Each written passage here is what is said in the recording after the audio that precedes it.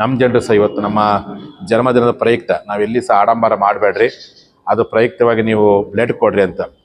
ಯಾವ ರೀತಿಯಲ್ಲಿ ಬ್ಲಡ್ ಅಪ್ಪ ಅಂತಂದರೆ, ನಮ್ಮದು ಘೋಷವಾಕ್ಯ ಇದೆ, ರಕ್ತವನ್ನು ಚಲಿಸಿದ್ದೀರಿ ಮೀಸಲಾತಿಯನ್ನು ಪಡೆದೇ ಮಡಿಯುತ್ತೆ ಅನ್ನುವಂಥ ಘೋಷವಾಕ್ಯದೊಂದಿಗೆ ಇವತ್ತು ಕರ್ನಾಟಕಾದ್ಯಂತ ಎಲ್ಲ ನಮ್ಮ ಪಂಚಮಸಾಲಿ ಯುವ ಘಟಕ ಮತ್ತು ಪಂಚಸೇನೆಯ ಕಾರ್ಯಕರ್ತರು ರಾಜ್ಯಾದ್ಯಂತ ಸ್ವಯಂ ಸ್ಫೂರ್ತಿಯಿಂದ ರಕ್ತದಾಸೋಹ ಶಿಬಿರವನ್ನು ಇವತ್ತು ಮಾಡ್ತಾ ಇದ್ದಾರೆ. ಆಗ ಆ ಒಂದು ಕಾರ್ಯಕ್ಕೂ ಇವತ್ತು ಚಾಲನೆ ಆಗ್ತಿದೆ.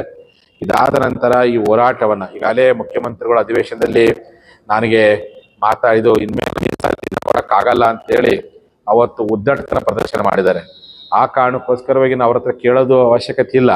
ಅಂದರೆ ಜನರ ಬಳಿಗೆ ಹೋಗ್ತೀನಿ, ಪ್ರತಿ ಗ್ರಾಮಕ್ಕೆ ಹೋಗ್ತೀನಿ, ಪ್ರತಿ ಗ್ರಾಮದಲ್ಲಿ ಸಂವಾದ, ಪ್ರತಿ ಗ್ರಾಮದಲ್ಲಿ ಸಂಧಾನ, ಪ್ರತಿ ಗ್ರಾಮದಲ್ಲಿ ಸಂಘರ್ಷ, ಸಂಧಾನ ಸಂವಾದ ಸಂಘರ್ಷ ಮೂಲಕವಾಗಿ ಪ್ರತಿ ಗ್ರಾಮ ಸಭೆಗಳನ್ನು ಮಾಡ್ತೀವಿ. ಮುಂದಿನ ವಿಧಾನಸಭೆಗೆ ಪ್ರತಿ ಪಂಚಮಸಾಲಿಗಳು ವಾಸ ಮಾಡೋದು ಗ್ರಾಮ ಸಭೆಗಳು ಒಂದು ಉತ್ತರವನ್ನು ಕೊಡಬೇಕು. ಆ ವಿಧಾನಸಭೆಗೆ ಏನು ಹೇಳ್ಬೇಕು, ಏನು ನಿರ್ಧಾರ ತೆಗಿಬೇಕು ಅನ್ನೋದನ್ನ ಪ್ರತಿ ಗ್ರಾಮ ಸಭೆಗೆ ಹೋಗ್ತೀನಿ.